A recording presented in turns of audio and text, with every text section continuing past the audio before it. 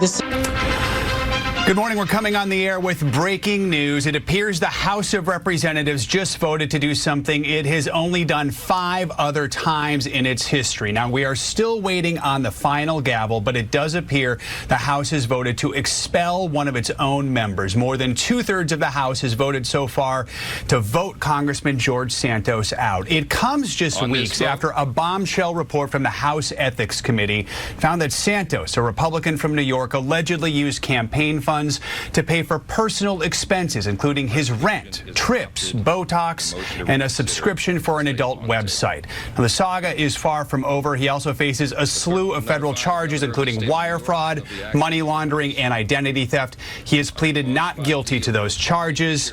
Just seconds ago, we heard the gavel, which means this vote is official, and it looks like George Santos has been expelled. Let's listen into House Speaker Johnson.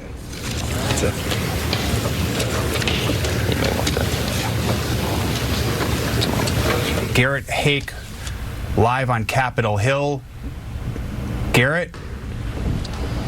Well, Joe, a Congress that has had several historic moments now records another, as you said, just the 6th member ever expelled from the House, the first time in decades, and the first member ever expelled who was neither a member of the Confederacy or himself a convicted felon. But Santos, as you said, faced 23 federal criminal charges and perhaps the final nail in his political coffin, that damning ethics report that came out before Thanksgiving, in which a bipartisan committee found that he had been, in their words, blatantly stealing from his own campaign. Now, this is the 3rd attempt to expel Santos, and the first to be successful, as you said, with a 2/3 majority vote here. It was, frankly, his Republican colleagues who ultimately decided they were fed up with the congressman from Long Island, who had really stopped defending himself against the particular allegations against him about his conduct, and in recent days largely been making an argument based on precedent, that the House didn't want to, for the first time, throw someone out who had not been convicted of anything. That argument apparently unsatisfactory for all Democrats save one, I believe, on the final vote count, and more than 100 of his Republican colleagues who found him to be an embarrassing distraction from the work they're trying to do with their slim majority, which, Joe, will now get slimmer. Santos is out today. His staff will stay on under the direction of the House clerk to continue work on constituent services, and it'll be up to the governor of New York to set a special election to replace him, a special election in a district that Joe Biden carried in 2020 that should be extremely competitive as we go into the federal election year of 2024. So, Garrett, my understanding was 2/3 of Congress today. It would have been 283 votes. It ended up being 311 to 114. Santos put his winter coat on when the vote happened and then walked off of the floor. This is incredible because of just how tight the margins are in Congress. Walk us through, you alluded to it here, what the next process is, how quickly it will be before we know who's going to replace him. Yeah, it was interesting also because House Republican leadership were among those who backed George Santos today. From the Speaker on down, the top 4 members on the House Republican side all voted against the expulsion here. If they had gone the other way, you might have seen the total be much higher. But again, this shrinks the Republican edge in the House by essentially a half seat, is a good way to think about it for now. They lose who had been a fairly reliable vote for the Republican agenda thus far. The governor has 10 days to set a date for the special election, which would likely come at some point in the spring. If a Democrat picks up that seat, it shrinks the margin still further. House Republicans would have, depending on attendance, about a 3-vote margin to work with. Incredibly tight, incredibly difficult as they still try to sort out things like how to fund the government long term, something that they'll have to do in January and in February. All right, Garrett Hake, thank you so much. Let's go right to NBC's Kelly O'Donnell, who's live at the White House, but also spent several years covering Capitol Hill. Kelly, this is only the 3rd time we've seen a member of Congress expelled since the Civil War. And it's incredible when you consider just how tight the margins are right now in Congress. Give us some historical context here about what we just saw happen moments ago. Well, in many ways, Joe, expulsion is a reflection of our hardened political times and sort of the distaste for what has become commonplace, the outlandish behavior of some political figures.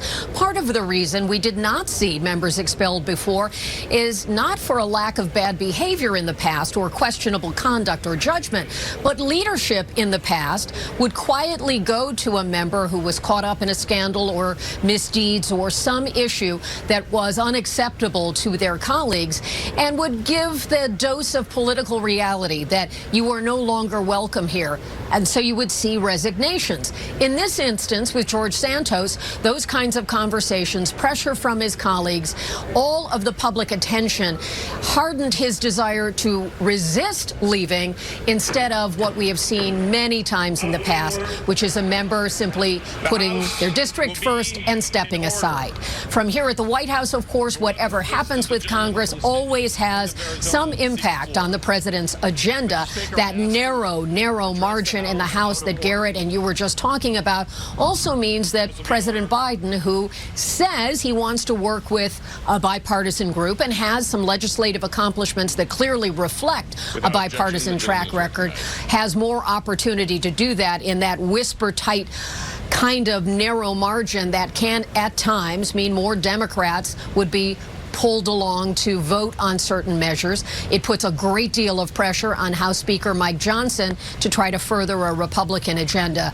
But in these times where, whether it's on social media, in the ad space, and in the political discourse of our country, where things that are more outrageous have become more acceptable, today the Congress said enough and decided to expel a member with political consequences for his party and certainly an opportunity for Democrats to pick up that seat and certainly for the party, the Republicans in this case, and the broader Congress to reflect on what are the expectations of the public for honorable service. Everyone makes mistakes, everyone has bad days, but allegations of corrupt conduct, today the Congress said enough. Joe?